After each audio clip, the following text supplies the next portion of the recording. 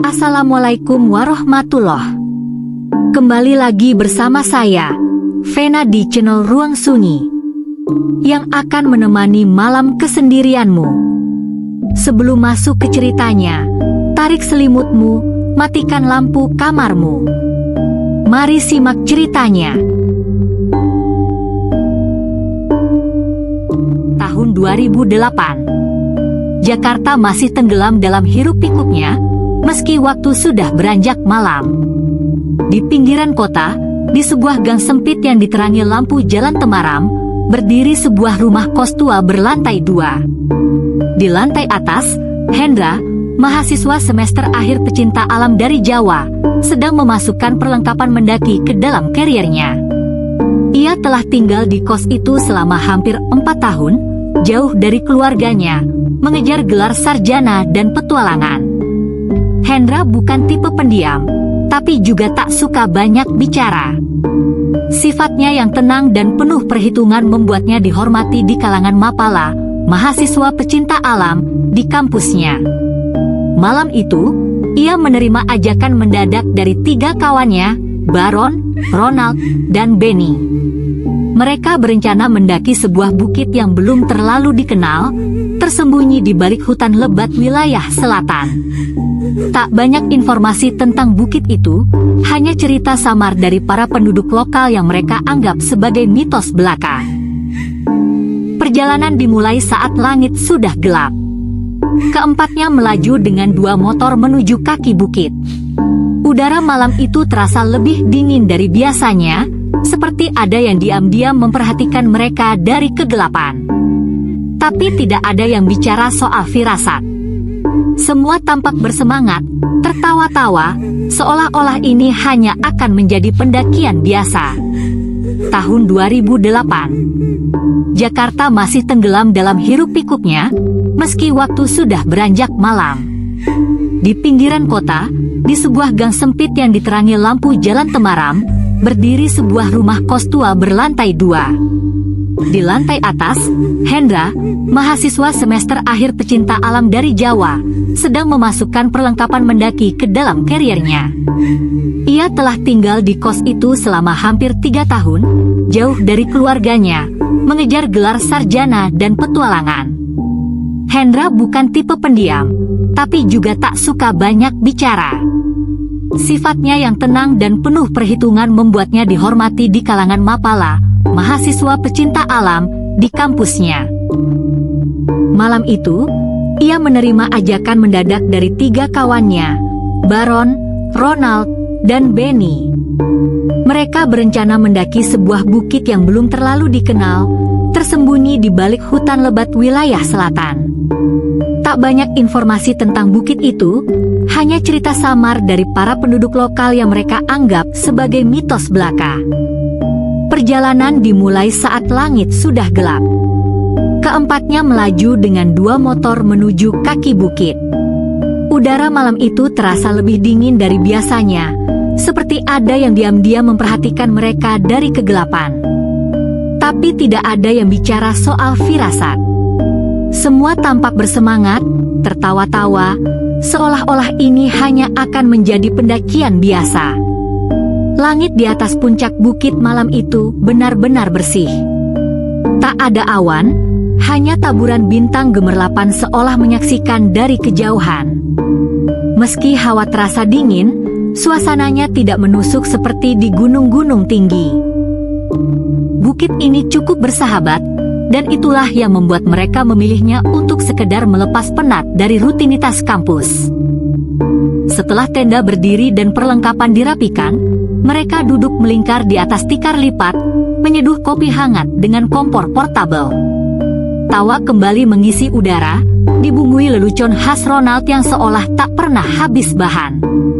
Coba bayangin, kalau hantu nongol sekarang, terus minta kopi.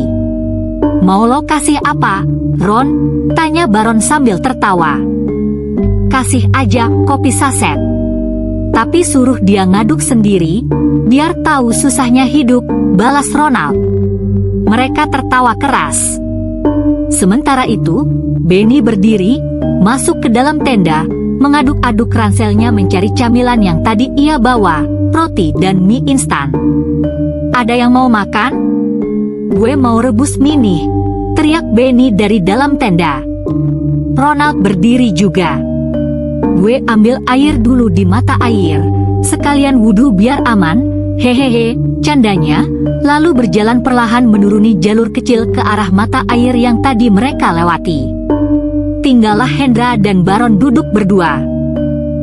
Awalnya mereka hanya diam, menatap api kecil dari kompor yang masih menyala, menyisakan suara mendesis dari panci bekas air kopi. Lalu, suara pelan itu mulai terdengar.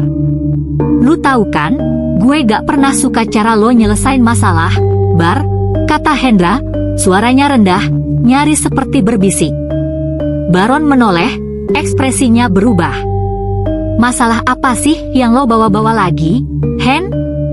"Udah kelar." "Udah lewat." "Belum kelar." "Lo pikir gue gak tahu? Lo pikir gue bego?" Suasana yang semula hangat mendadak berubah dingin.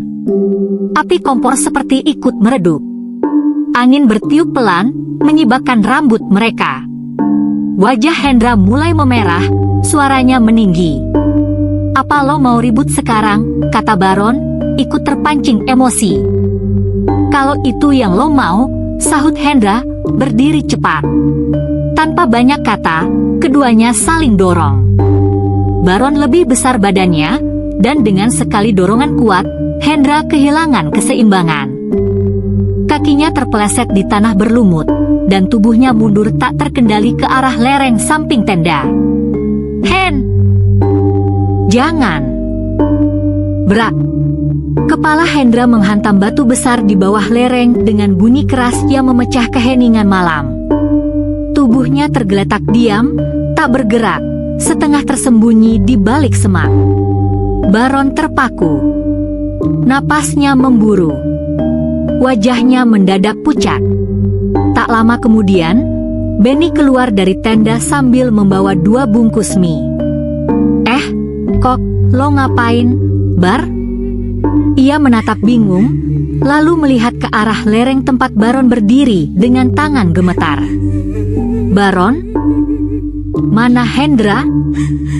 Baron tak menjawab. Matanya hanya terpaku pada tubuh yang terkapar di bawah, perlahan diliputi bayangan malam, dan sesuatu yang baru saja mereka bangkitkan tanpa sadar. Langkah kaki Ronald terdengar terburu-buru mendekati tenda, botol air masih tergantung di tangan. Ia bersiul kecil sambil berjalan, tak menyangka malam itu akan berubah jadi awal dari sesuatu yang mengerikan. Begitu tiba, matanya langsung menangkap Benny yang berdiri dengan wajah tegang, mematung di dekat lereng.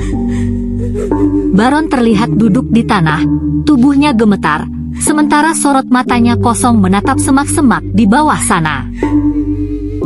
Ini kenapa sih? Kok lo berdua kayak abis ribut?"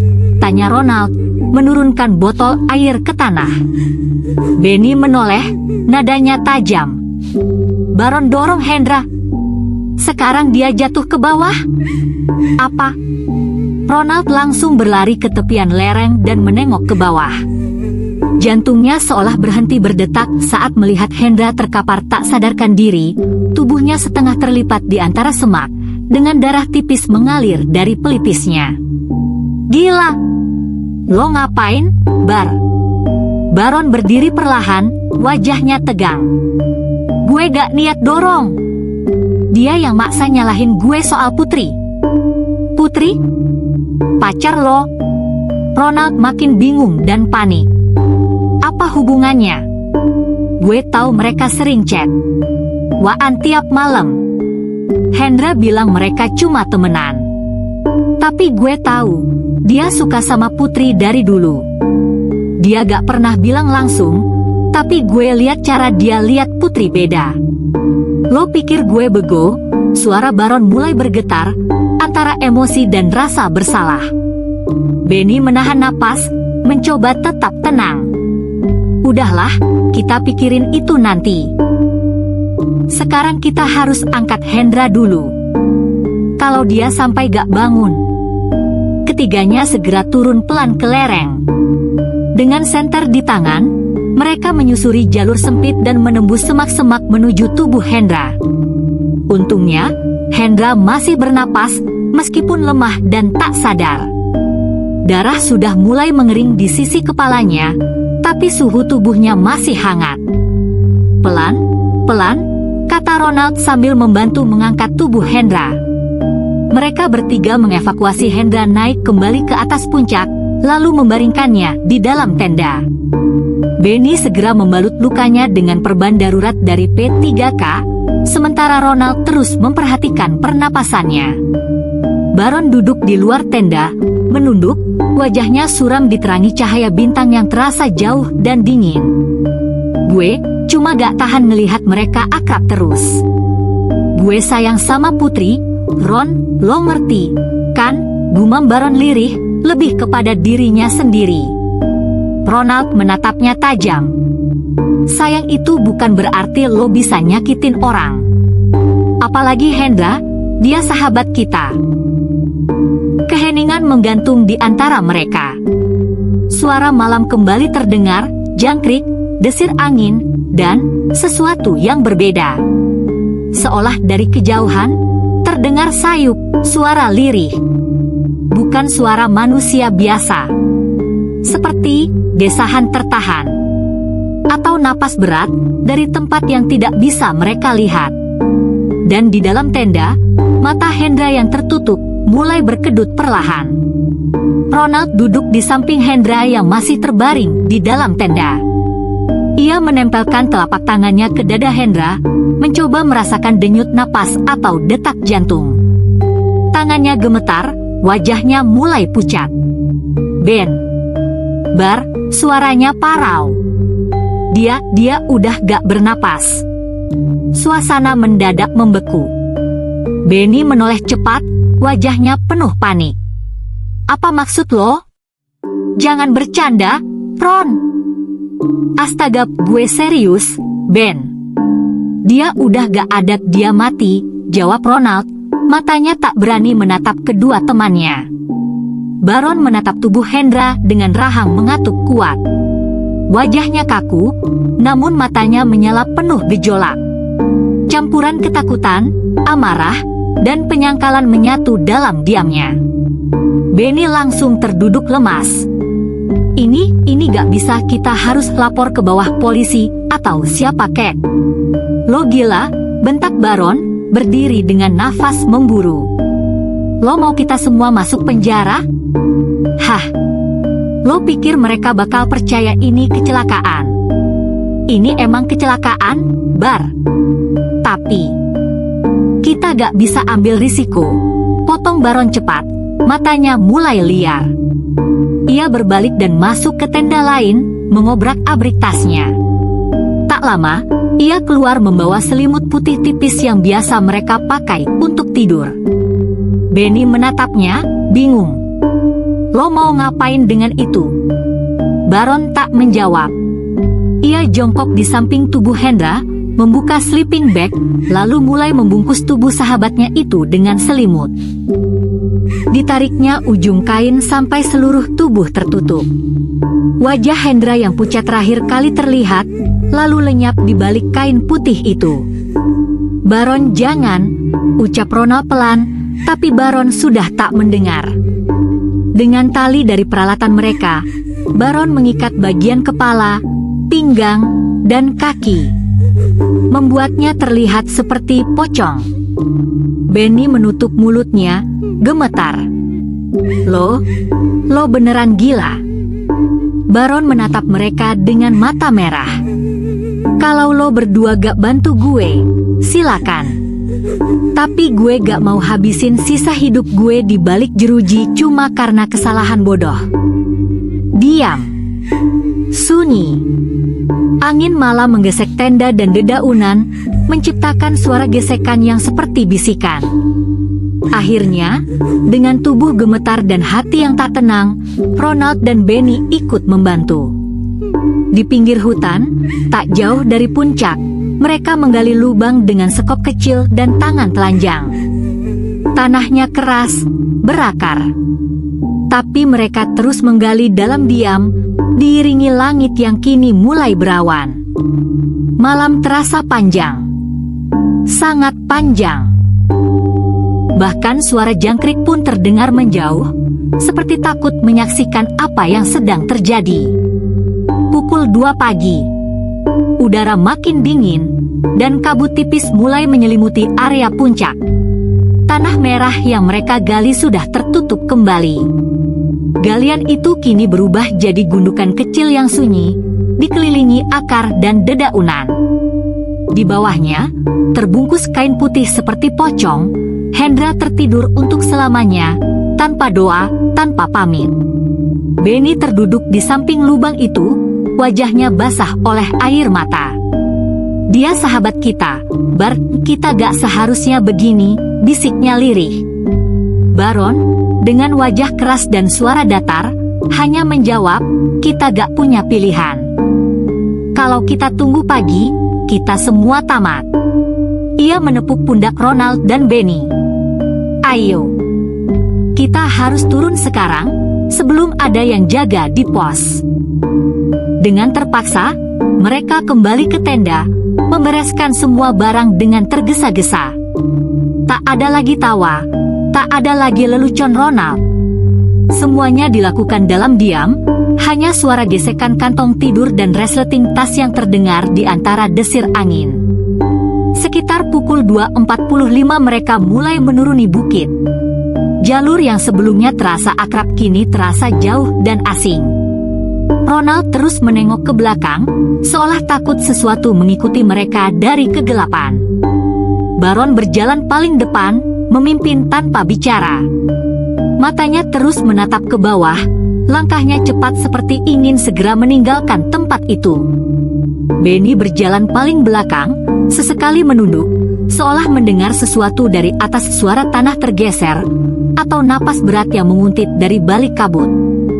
Pukul 3 mereka tiba di pos jaga. Seperti yang diduga Baron, belum ada yang berjaga. Pos itu kosong, hanya lampu gantung yang bergoyang pelan karena angin.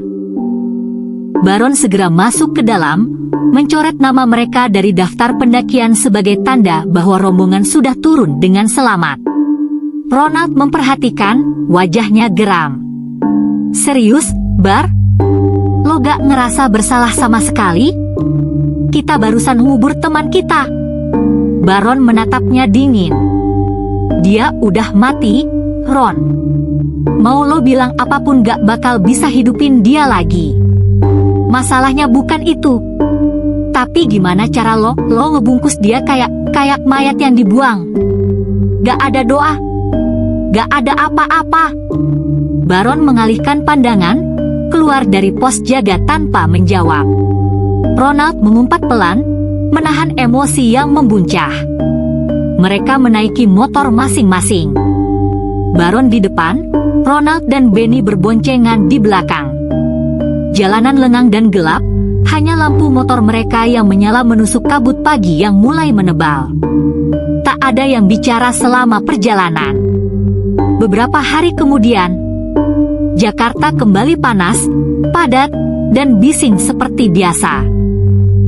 Tapi bagi 3 orang mahasiswa pecinta alam, Baron, Ronald, dan Benny, hari-hari mereka tak lagi terasa normal sejak malam itu. Sejak mereka meninggalkan puncak bukit dengan satu rahasia kelam yang dikubur bersama sahabat mereka.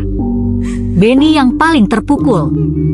Di kamar kos kecilnya, ia mulai mengalami gangguan tidur. Setiap malam, ia terbangun dengan tubuh basah oleh keringat.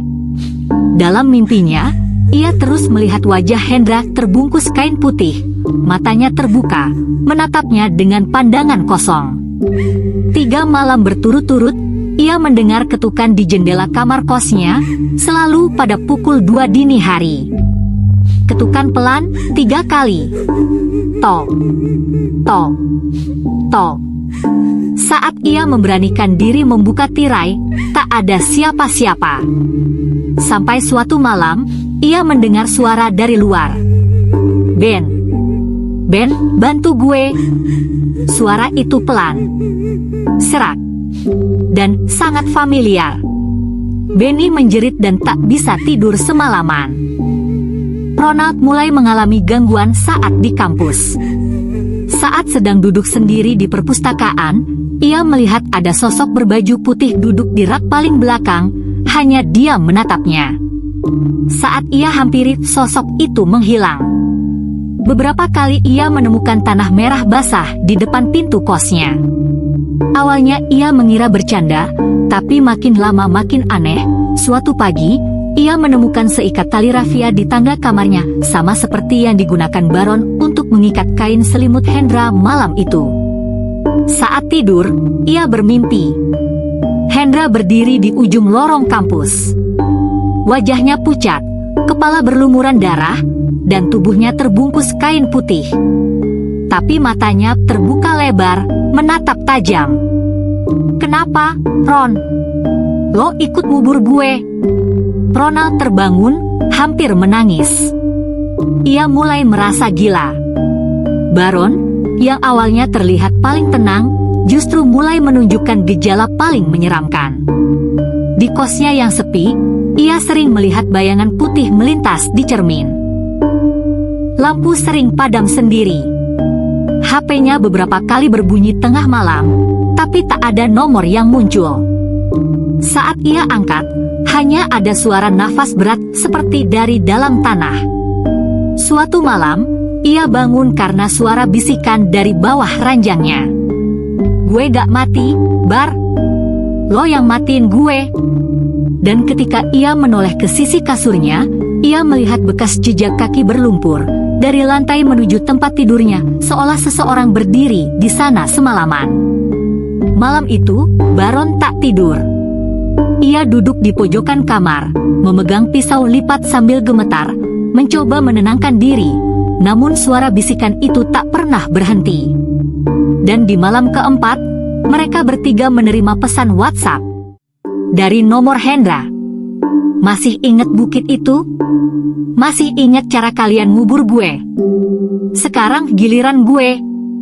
Mereka bertiga membeku. Pesan terakhir dikirim pukul 2. Dan di tiap ponsel mereka, ada foto baru. Bukan foto biasa. Sebuah foto gundukan tanah dengan bekas tapak kaki putih berdarah di atasnya. Suatu malam, kos Baron, pukul 22.30. Baron baru saja pulang dari kampus. Langkahnya lesu, wajahnya kusut. Sudah seminggu ini hidupnya tak tenang. Ia sulit tidur, suara bisikan dan bayangan terus menghantui. Tapi malam itu, ada sesuatu yang berbeda. Udara di lorong kos terasa dingin menusuk, padahal tidak hujan. Ia membuka pintu kamarnya. Lampu menyala seperti biasa, tapi suasananya terasa salah. Seperti ada yang berubah. Barang-barangnya sedikit bergeser. Kipas angin yang biasa ia matikan sebelum pergi, sekarang menyala sendiri dan berputar pelan. Ia mengunci pintu, lalu melempar tas ke kasur. Duduk. Menarik napas panjang. Pikirannya kalut. Lalu terdengar bunyi. Tok, tok, tok. Bukan dari pintu, tapi dari lemari kayu di pojok kamarnya.